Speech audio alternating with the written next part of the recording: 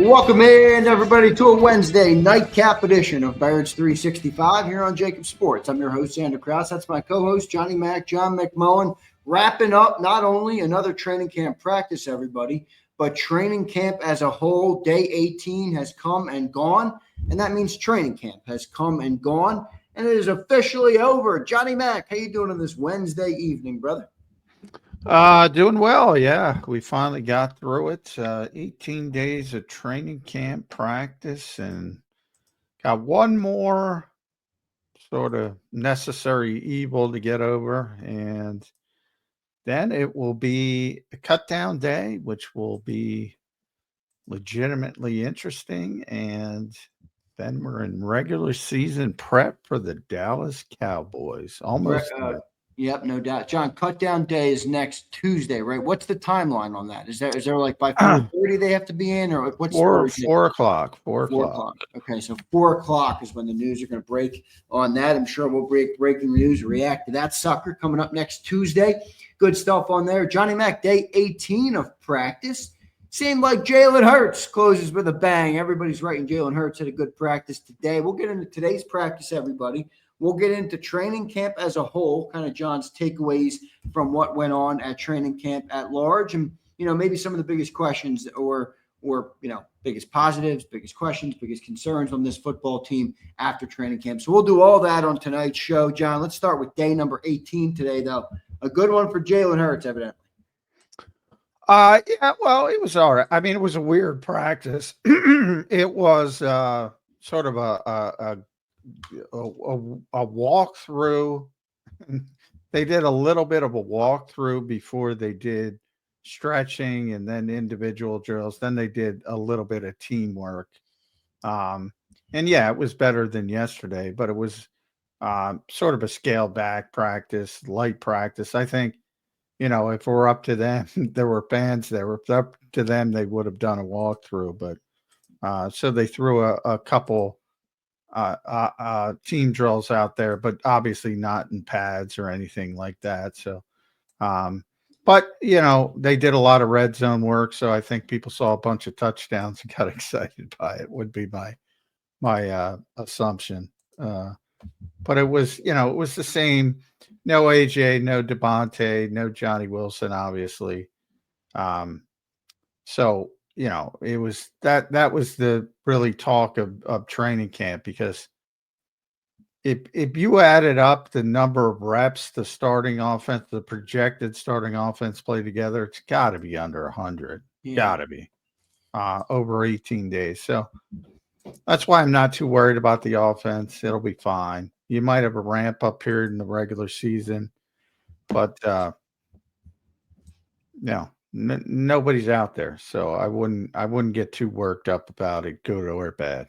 John, do you think collectively the Eagles have shifted their mindset on what training camp means to them? And I don't mean it in a negative way. I think they're organizationally, they have kind of changed the way they look at training camp. I don't think it matters as much to them. I don't think they care about it as much anymore. I think their main goals are stay healthy, figure out where we have position battles, figure out where we can improve the team if possible, and kind of gear up for the regular season. We're okay if it takes a little bit. Does it feel like to you that the organization? Yeah, it's been that way for years. I've been talking about it for years. It's a cost benefit analysis. They changed about 3-4 years ago, where they made the decision. Well, you don't have enough time to prepare like you'd like to prepare anyway. So the goal is to get everybody as healthy as possible to week one, the key players. So and that's not this year. They didn't make that shift this year. That's been 3-4 years, really. Right. Really, I think winning last year maybe solidified it more. No, I mean, it makes you a little bit more confident in your approach probably after the win. Well, yeah, I think everybody's self-assured. Jalen Hurts talked about that. I asked him about his evolution of training camp. Everybody's more self-confident, self-assured because they won, and it sort of validates everything you've been doing. So yeah, if anything, it probably even amplified. Now, it's a little bit 50-50, though, because Vic doesn't have that mindset on defense. So, and he's always making the passive-aggressive comments about not practicing enough and things like that. So, You know, his side, he's got more of an old school mentality, but certainly offensively, they're very, very cautious with anybody. It almost feels like Nick and or not Nick, Vic and the organization maybe play a little tug of war with those two mindsets. Well, yeah, and since Vic has gotten here, they practiced a little bit more, actually. Right.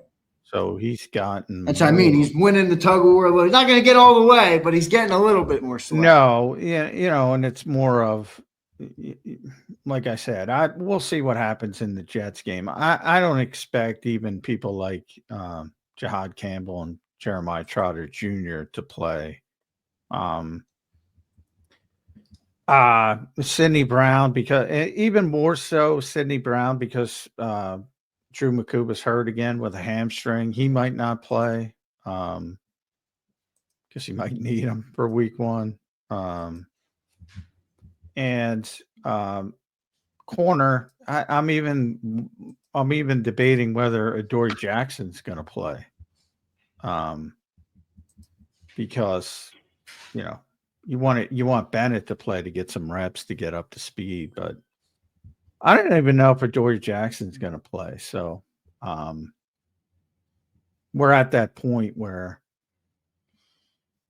there's not much to be gained from going out there against the New York Jets on Friday. No, there is not much to be gained. There will be people, though, John, but fighting for a roster spot, maybe not here, but somewhere else, fighting for their NFL lives. And I do want to, that is something that matters, I think, in the preseason game, right? I mean, bottom of the roster guys, they don't have a lot of chance to show themselves, to show film of themselves, to show tape, to try and earn a career in this league, which is obviously a hard thing to do. So I think that still exists in preseason game number 3.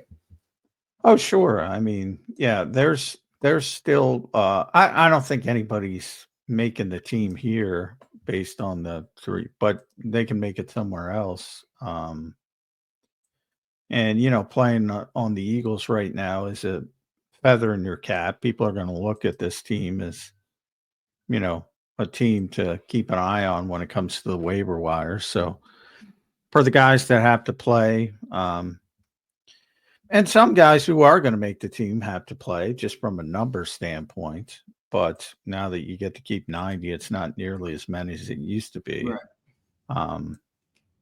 All the way to keep 90 all the way down to the cut. So, it's, and you always want to put your best foot forward on film, whether it's, immediate job or job down the road when somebody gets hurt in another city. So it's important for everybody out there. I don't want to diminish that at all. But I do not believe the idea that somebody's going to go play well in MetLife Stadium is going to make the football team. I don't think that. Well, what about like a bubble guy, who's like right there, maybe even like a Darius Cooper or somebody like that, who's right there, but they have different ways they could go. Could they shift what way they might go versus another way, depending on what they do in this game? I would think they would, but I don't know. You might think differently. Yeah, I don't. I think that stuff. I mean, you either played well throughout the entire process and you're going to make the team at this point, or you're not. So, I guess if it's 50-50 exactly, one guy has 2 fumbles and the other guy has 2 touchdowns.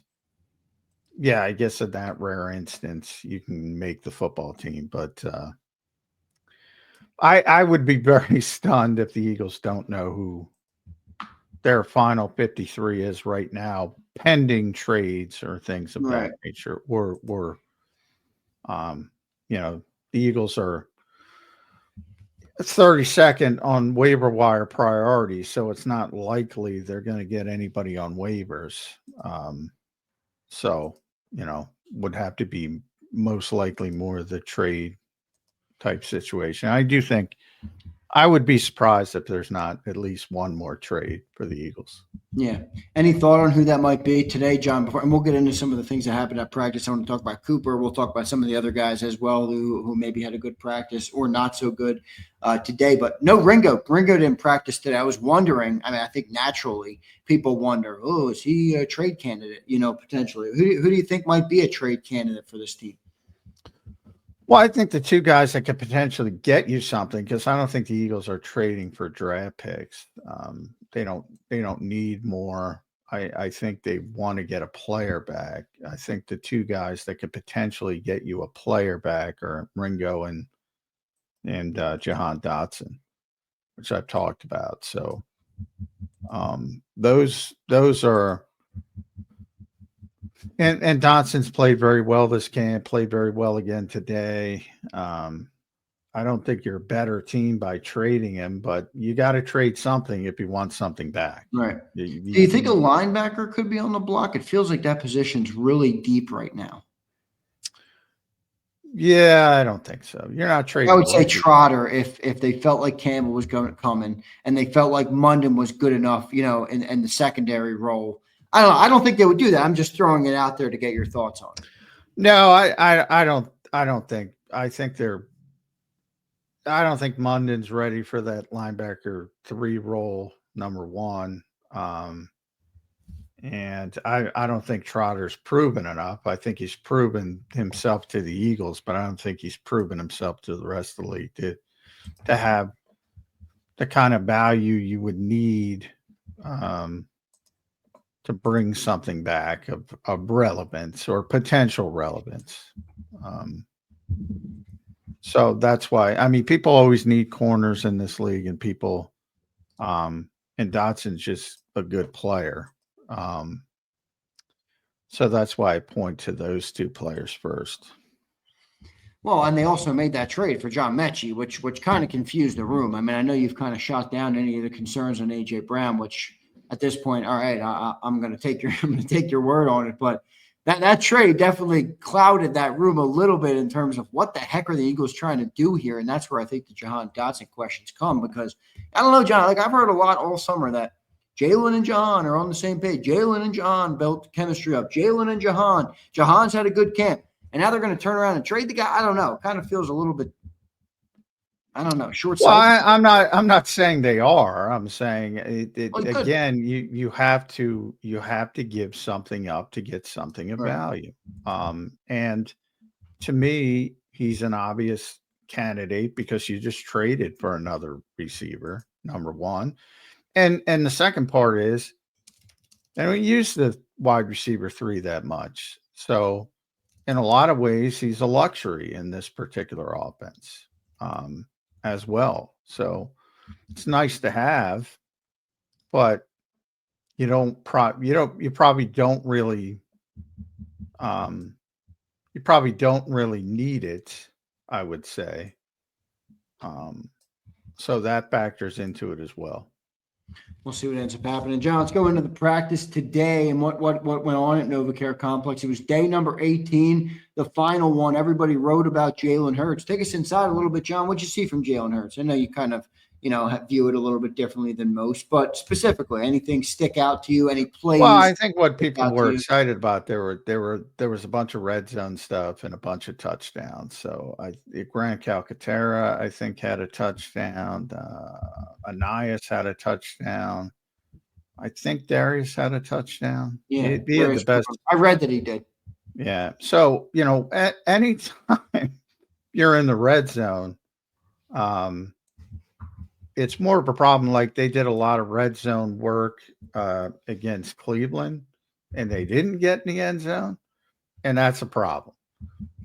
Anytime you're doing that much red zone, you should get in the end zone. So that's one of those things when I talk about training camp statistics. Well, Jalen had this. I was having this discussion with Elliot before practice, because Elliot obviously is a big training camp stat guys, and he thinks he's had a bad camp. I think he's had the best camp in his career here, because we look at practice a different way. And I think he's been. I think Jalen Hurts has had his best offseason as a Philadelphia Eagle. I've said that pretty consistently for people that listen. Well, how do you guys see the game so differently? Like what are you saying? What goes into the category that would bolster the opinion that he's had his best camp as an Eagle or offseason as an Eagle? Well, I said that.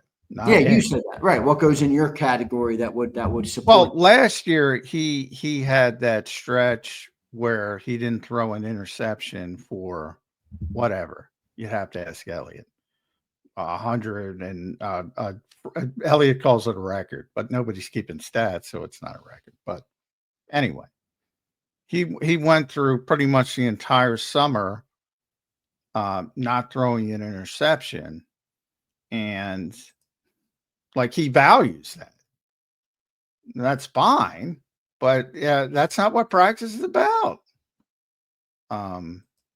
Practice is about doing different things, working on different things. That's why I always go back to what JJ Watt said. You don't even know what they're working on in a particular period. You know, and by the way, Jalen didn't throw an interception for that entire period. And then he goes in Green Bay and Brazil, and how many he throws, like 4 turnover worthy throws. I Right. forget how many interceptions. But I think he's been from the spring, and this counts the spring as well. This counts the OTAs and the mini camp.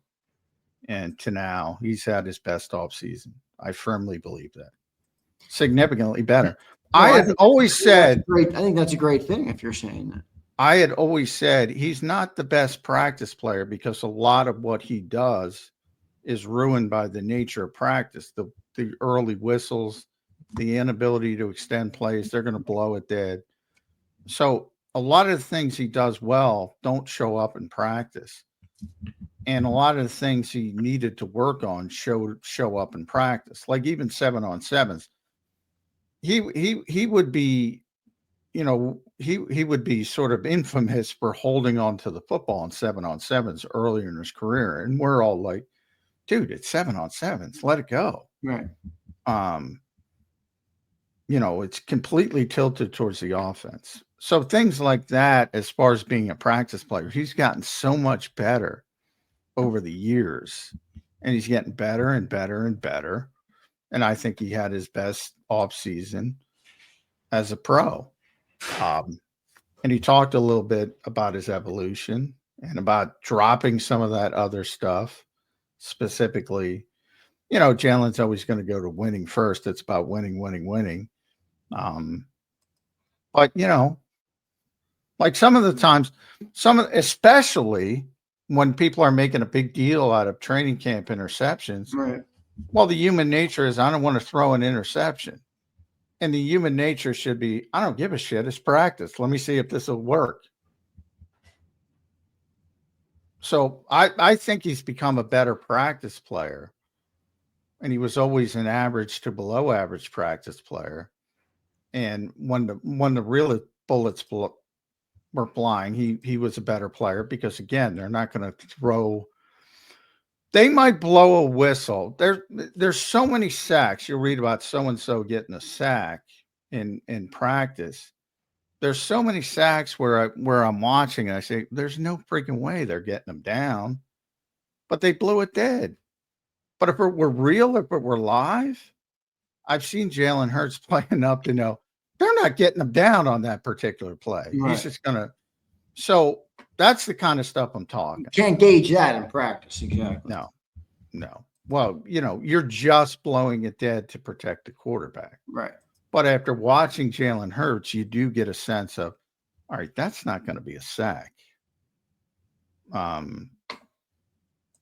Whether he's going to outrun somebody or he's going to get out of it or do what he needs to do. But anyway, that's some of the stuff that I'm talking about. So, you know, today was a lot of red zone, and I had 3 or 4 touchdowns. So I think that's what people were talking about.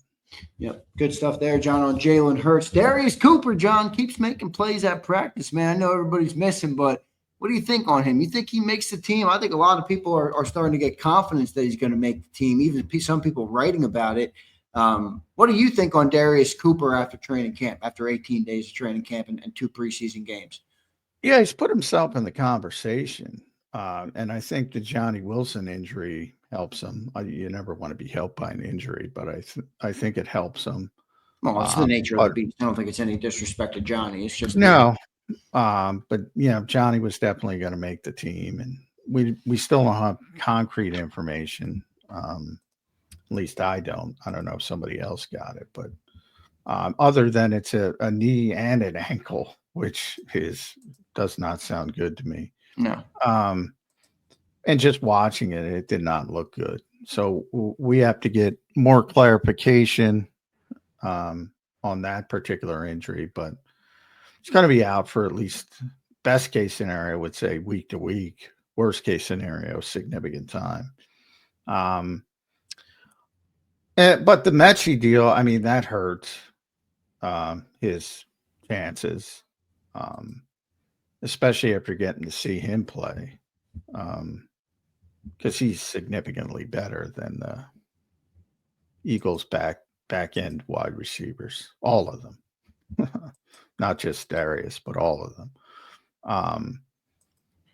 So I mean, he's going to be here. So you got AJ, you got Devontae, you have Jahan if he's not getting traded. You have Mechie. Avery Williams complicates things. They seem to believe in him as a returner and why not just go to Anais as the returner though? Well, I mean, Anais can do it. You saw he had a whatever it was, 45-yard punt. Right. But he's the first thing with returners that have to be sure catching the ball. And he's kind of an adventure at times. Would Avery just be the punt returner? No, I think he's going to be both. They're going to do the dual. I think it's going to be him and Will Shipley, if I had to guess. Right, that's what I was thinking. Will Shipley would do it, yeah. Returning kick. So they have dual kick returners, and then the punt returner. But I have not seen enough from Avery Williams to think he belongs on this team. So from my standpoint, I'd go in a different direction. But and I tried to get Nick talking about Darius Cooper today, because what I've heard is that the Eagles love his playmaking skills, but he's got a lot of work to do with the technical stuff. Right. And I brought it up on the show a couple times. They didn't even use huddles at Tarleton State, so he needs to understand alignments. And Nick Sirianni is a stickler on that, because he used to be a receiver himself, and he used to be a receivers coach. So he is a stickler on route running. Right. If it's supposed to be 7 yards, you better do it at 7 yards. If you're aligned one step where you shouldn't be aligned, you better get to where you're aligned. The spacing is all involved. So that's the kind of stuff I was told he needs work on. And I was told the Eagles want to work with him. They want to continue to work with him. They like him. But it sounded like they want to get him on the practice squad. Now, the problem with that is, can you get him on the practice squad? And that is this decision. I think it remains the decision. If Howie does not think they can get him through waivers, and nobody has a better feel for that than Howie, not that he's perfect, but nobody has a better feel for it. If he thinks he can't get him through, he'll keep him. And if he does think he can get through, they'll waive him and bring him back to the practice squad. So that's what Howie is weighing. Well, I'll tell you what, if any other GMs are reading Brandon Lee Gatlin, they're going to read this today. Ready? Start of his his section today on his article. Shout out to BLJ, one of our great guests that we have often. Darius Cooper is good at football, and he starts it. The undrafted rookie wide receiver has had such an impressive summer. He went from being a long shot to make the team to being a lock to make the roster. And then he continues on for a couple more paragraphs. But I don't know. That's just what they're talking about, John. I don't bring that up to say BLG is going to be right or wrong. I bring it up to say, has the mindset around the league on the player perhaps shifted enough that Howie's not going to think he's going to get through waivers? I mean, BLG I don't know. Locke is a like I do my 100%ers every year, and last year I was 35 out of 35. 100% means 100%. 100% doesn't mean 98%. 100% doesn't mean, well, he's going to make it if this, if that, if how. 100% means 100%. And he's not 100%er. I mean, I love BLG, but that's insane. That's for guys who are not going to play on Friday night because they're key aspects of the team. If Darius Cooper makes the 53, he's going to be inactive. He's not going to play. And I don't know. I lost Zander, so people in the chat tell me if I'm live. I don't know. Can anybody hear me? I don't know.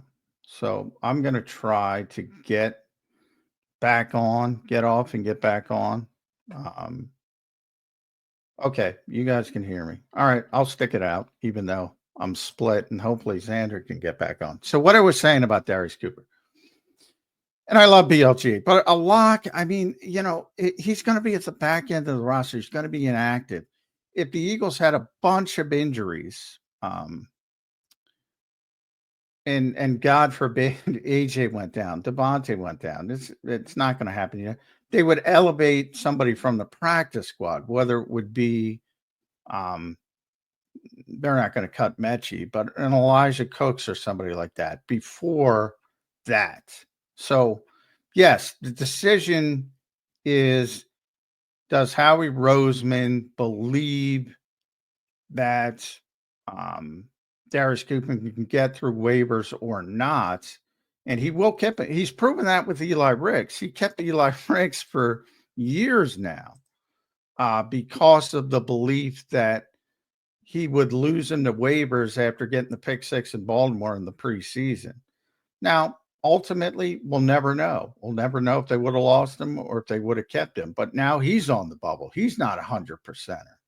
So anybody at the back end of the roster, and as simple as a trade for John Mechie, which is a surprise, that term lock is a little bit too definitive. But what he has done is he put himself in the conversation.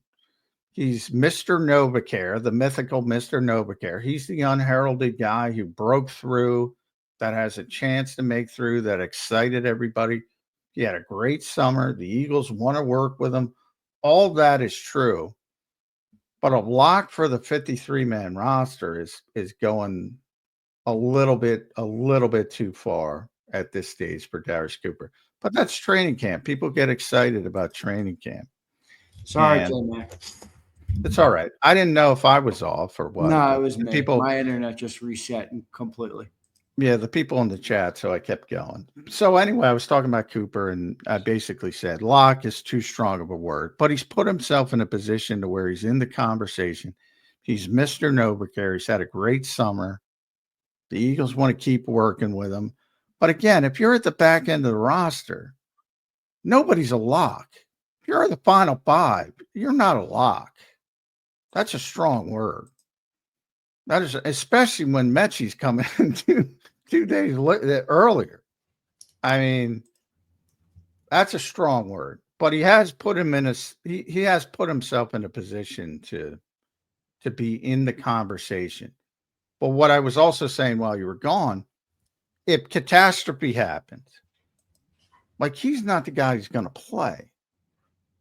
Like, they would elevate whoever they're going to keep on the practice squad to play, because he still needs the refining of the technique of his game. So to me, and again, it's about everybody's definition. To me, lock means lock. 100% means 100%. He's not 100%. Yeah, but doesn't it feel kind of stupid to keep Avery Williams around just to return shit? Like, can none of these other 6 receivers return?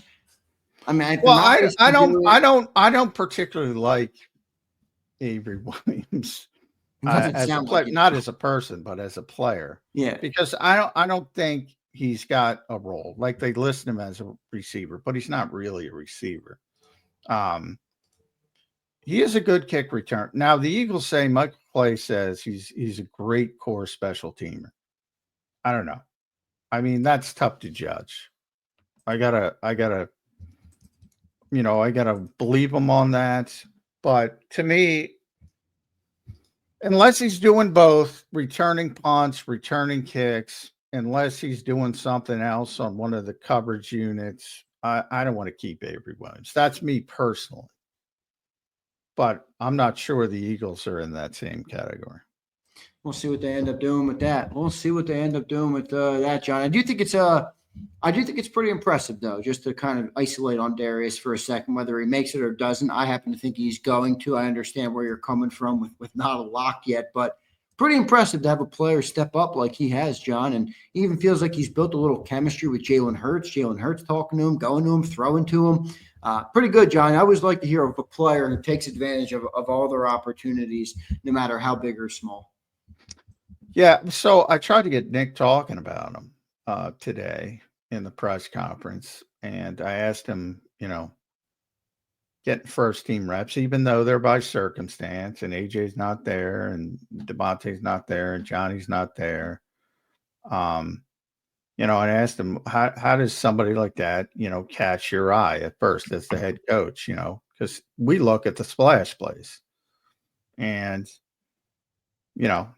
Nick defaulted to it can't just be the splash plays. It's got to be consistency, which is where I expected him to go. But the splash plays, he did say, are what initially catch your eye. That's where he's caught everybody's eye. And then he went in to having a lot of free agents make our football team. And then he went in a different direction where I didn't want him to go with Zach Pascal and Tyrell Williams and Dontrell Inman, who are all guys that made his previous teams and produced some quality reps.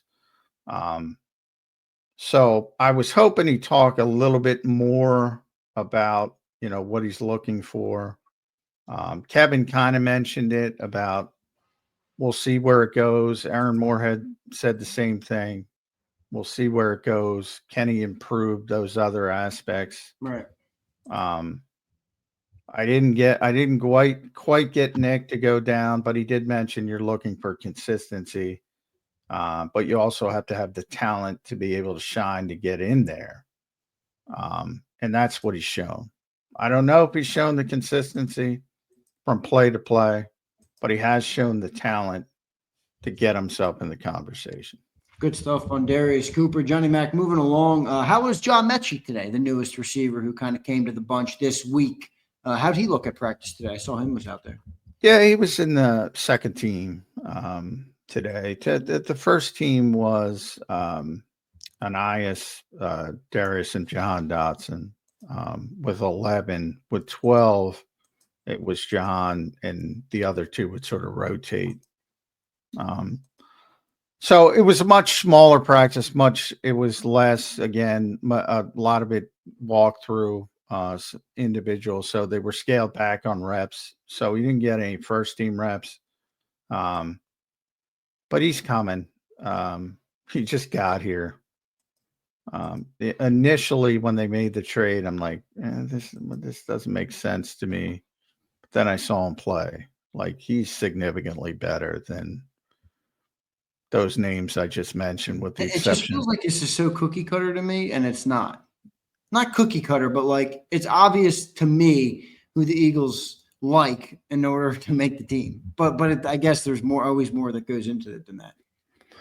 No, well, I mean, and that's probably not fair to the guys that were here, but I mean, somebody's better, significantly better. Like I told the CJ story when he got traded, nobody was happy about it, but he was better than everybody. Like you're biting hard. If you're a Naismith, because those are the two guys, Naismith and Darius Cooper, you're biting hard. You're both having, at least according to the coaching staff, you're both having good summers. And then on August, whatever, 19th, 18th, whatever it was, all of a sudden here comes John Mechie. And hey, sorry. Yeah. I mean, that's bad. That's bad luck. But that's why I use that lock word. I'm like, John Mechie just got here. Did anybody realize that? Yeah, I look, I'm a Darius Cooper super fan. I don't know if I could call him a lock at this point. I mean, there's still a lot of questions to be determined at that position. Now, if Johnny Wilson's unhealthy though, that Now, perhaps makes things a little easier. if Johnny Wilson didn't get hurt, they'd both be shit out of luck, I think. But you got, I think that opens up something. Well, what's the procedure if Johnny is hurt? To which he is, but hurt, Well, if he's got to go IR, right. that gives you an extra roster spot. But he's got to miss 4 games, right? Yeah. So, that gives you an extra roster spot, at least early. But again, that's only still, when he comes back, if he comes back, Johnny's going to be a part of this. Yeah, I agree. You've been saying that for a long time. Took us all a bit to get there. So, we might be talking about 4 weeks anyway. Now, if it's a season-ending injury, that opens the door further. But yeah. And also, those guys at the back end of the roster, they can't even breathe after the initial 53 comes out, because then you have the waiver wire. And again, the Eagles are unlikely, but you never know, 32nd on the waiver wire, but you never know. They might claim a player that way and have to cut somebody. And you have all these poor guys. It happens all the time. They're like, oh, you made the team. Dream come true. 24 hours later, they're out. They're out, right. No, they'll be brought back to the practice. That's an ongoing angst, right? That thing never ends all year, basically. Yeah. If you're at the back end, yes, it never ends. It never ends. It literally never ends, because you're always susceptible to. I mean, how many times have we heard a guy, cut, released, brought back on practice squad, elevated, got released? You know what I mean? I feel like it happens a lot. Happens all the time. All the time. That's why, I think the lock was overstating it, but everybody's got their different definitions. To me, lock means lock. Lock means 100%. Nobody on the back end. We'll see. John, moving over to the defense today in practice, any developments in your perspective? I know probably not much. It's the last practice, but safety, corner, those are the 2 main spots. Edge, I think the depth at edge is still a big one. Where's your head at on the position battles across the defensive side of the ball? Well, I think injury might take care of safety. I mean, if McCuba can't practice, he's not going to play early in the season. And now you have Ringo. Not that, he was already, call it benching, call whatever you want, but now he's out with a quad injury. And now Adori's getting basically all of the first team snaps in the nickel. Cooper took them in the base today. So, injuries might be taking care of that, at least until Bennett can get up to speed, which I think getting up to speed for Vic is probably a little bit tougher than getting up to speed on offense. He might be a little bit tougher with that. Do you think the idea there with Bennett would be start with him because you have the higher upside, and as he learns more, he could get better, and you can always kind of fall back to Adoree', who you probably know what he's going to be at this point? Does that make sense? Or do you think he would default immediately to Adoree', the veteran player? I think early he'd default to the veteran player, but yeah. But I think at some point, I think he's going to Jakorian. But, some people think he doesn't like Adoree'. And it sounded like that at times when he spoke.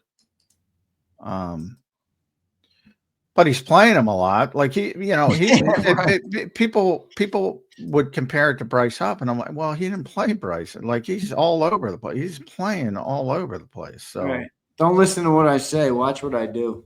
Yeah. So I think Adoree's on track to start week 1 at least. Now, again, same with the 53-man roster. It's initial. It's constantly it's fluid. Just because you're starting week 1 doesn't mean you're starting week 2. Right. Especially if CD Lamb catches, 8 balls and 2 touchdowns, then we might have a move. But yeah, I mean, what that has never looked more clear than the past 2 days, but it's all due to injury at safety, not all due to injury at corner, injury and ineffectiveness. But it's been Sydney and Adoree for the past 2 days, part of it by circumstance, but there's been no sort of deviation from that. What's your concern with Makuba and from an injury perspective, staying healthy perspective? Well, I'm not too worried about a hamstring with a fast guy. I said that yesterday. I mean, it happens. It happens. It just does. So no problem with the double injuries in training camp. Well, I think they're all contextual. I'm more concerned with the shoulder than the hamstring, and he's back from the shoulder. So if it was shoulder or shoulder elbow, or it would be more concerning than if it were a hamstring, which is just something that happens to fast guys. If I had a freaking a nickel for every time we talked about a hamstring. Well, yeah, I mean, because it happens. And by the way, I wanted to, did I retweet that? The other day, I tweeted out a little clip of AJ. And obviously, a lot of people didn't see it. A lot of people saw it because a lot of people stole it. But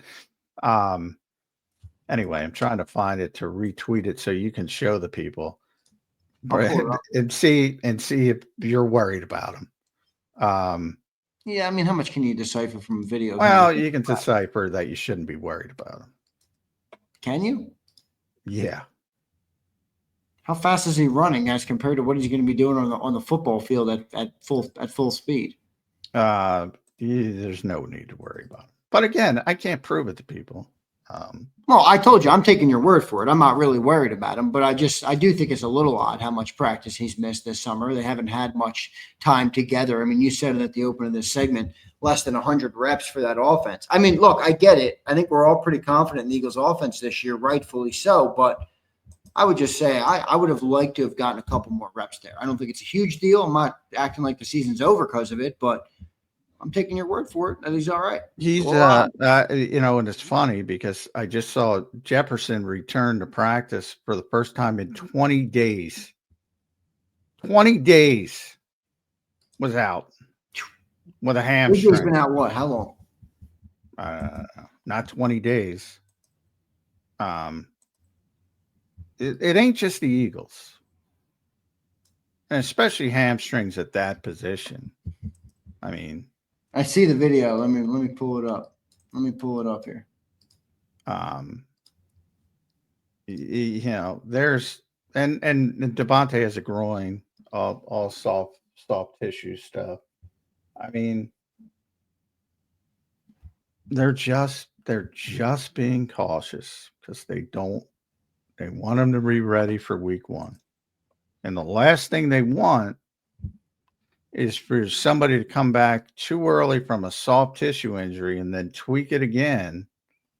And then all of a sudden they're out for a longer period of time when it doesn't matter.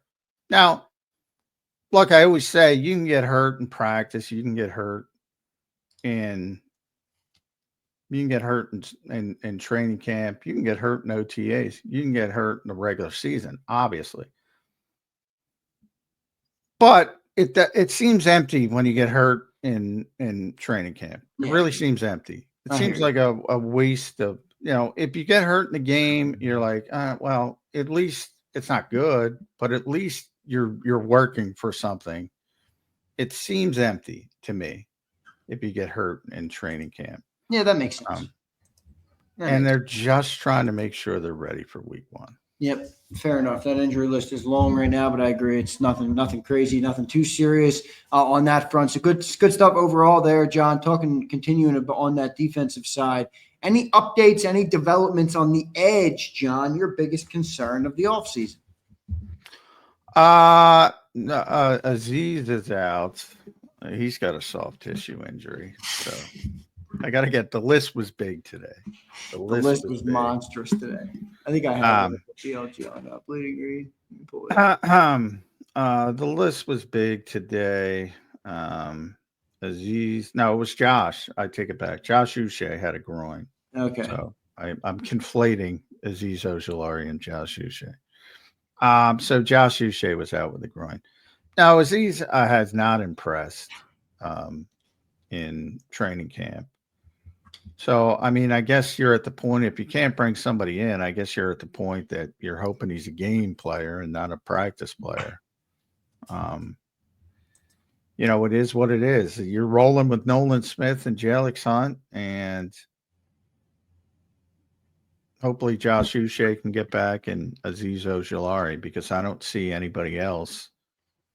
Obo I don't think he's going to make the team. Antoine Powell-Ryland, Howie might want to keep him for the future, but it's certainly not about now. He could be. He's probably a practice squad guy, right? Well, you never say never with Howie and draft picks, but he has shown nothing. It feels like we're already in too much of a roster crunch, and that's before him making a push to make it. Oh, they're not at a roster crunch at edge. They're at a roster crunch at certain positions, but you need 5 edge rushers. They're going to keep Nolan. They're going to keep Jalix. They're going to keep Uche. They're going to keep Ojulari. And then it's between Obo and Patrick Johnson, who probably deserves it, but and Antoine Powell-Ryland. Those are the guys on the bubble.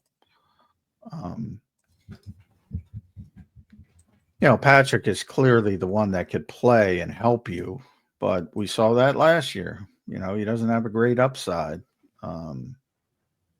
And if Howie thinks APR has a upside, he might keep him. We'll see what ends up happening with that. Johnny Mac, good stuff overall. Yeah, injury list was long today. I'll read it out for everybody. A.J. Brown did not practice. Cornerback Tariq Castro Fields with a hamstring. Lewis Seam with a groin, safety. Guard Landon Dickerson with a knee. Mailata with a concussion. Tanner McKee with a finger. Non-surgical. Non-surgical. Andrew Makuba with a hamstring. Keely Ringo with a quad. Devontae Smith with a groin. Joshua Uche with a groin. And Johnny Wilson with a knee. That's 6 straight for Dickerson. 5 straight for A.J. Brown. So nothing crazy, but definitely a long list right now for this Eagles team. I think overall they're pretty healthy, and they're just trying to get to week 1 here.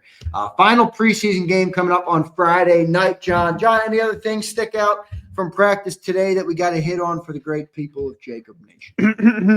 No. No, got it all. Got it all. How about what about the Jihad Campbell update? We always got to get a Jihad Campbell update. Jihad's trending very positively, I would say. And that's one where, feel kind of bad for Trot because he's had a great summer as well, but it's about upside. And, Jihad's got a chance to be a real star. And, I think Trotter's got a chance to be just a really solid football player. And, Jihad's going to win that battle. But, with Trotter losing that has nothing to do with Trotter. He's had a really good summer. Really good summer. They drafted a first rounder. They're not keeping Trotter on the field to wait for him. So I agree. It's like a tiger running behind him, John. He's inevitably going to pass you, man. It's not your problem. It's not your fault. It's not. He's coming though. Let's get to some super chats. Then we'll get to our first commercial break. I want to welcome and thank everybody for being here on our nightcap. This is our final nightcap. All right. So Birds 365 will officially move back to 8 to 10 a.m. and we'll be there all through the regular season. So for I wouldn't go that far. I don't have it. This is the Philadelphia Eagles. I don't have a regular season schedule, but we're crossing our fingers. Crossing our fingers, hoping that it goes that way. We'll see. Dio checks in. What's up, Dio? LB1 last year had all first team reps and didn't start. That's fair point to bring up. Do you think a Devin White, N'Kobe Dean scenario is emerging with Keely Ringo? Could he be the one to come out in week 1, John, as the starting? Well, first of all, Matt D, that is completely incorrect. If you watch this show, and Devin White is the example I use for the first rep truthers, as I call them, and they look at the first rep and they see who's out there, and then they turn it off. And if you're watching this show, I told everybody the last week of camp, N'Kobe was getting significantly more first team reps than Devin White. He just wasn't getting the first one. And Vic also gave me a heads up that that's the way it was going. But it is not the case that he got all the first team reps. It is not the case even remotely. He got all the first team reps, which is this one play of practice, right up until he didn't. You think there's a Devin White story this year at all, or no? No, I do not. Because the circumstance this year is they wanted Keely Ringo to start. He lost the job. Now they wanted Campbell to start, and he's going to win the job. He got back earlier than expected, and they want Makuba to start, and he was on his way to winning the job, and he got hurt again. So there's not a Devin White instance, which was basically a misevaluation of the player. Not even a misevaluation, but they gave him a little bit too much money, and they felt the need to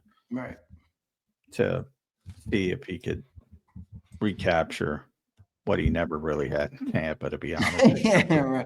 Except for one postseason run. By the way, maybe that's why they didn't pay anybody this summer, John. Like, we're not giving anybody a couple extra peanuts. Everybody's getting the minimum. All right.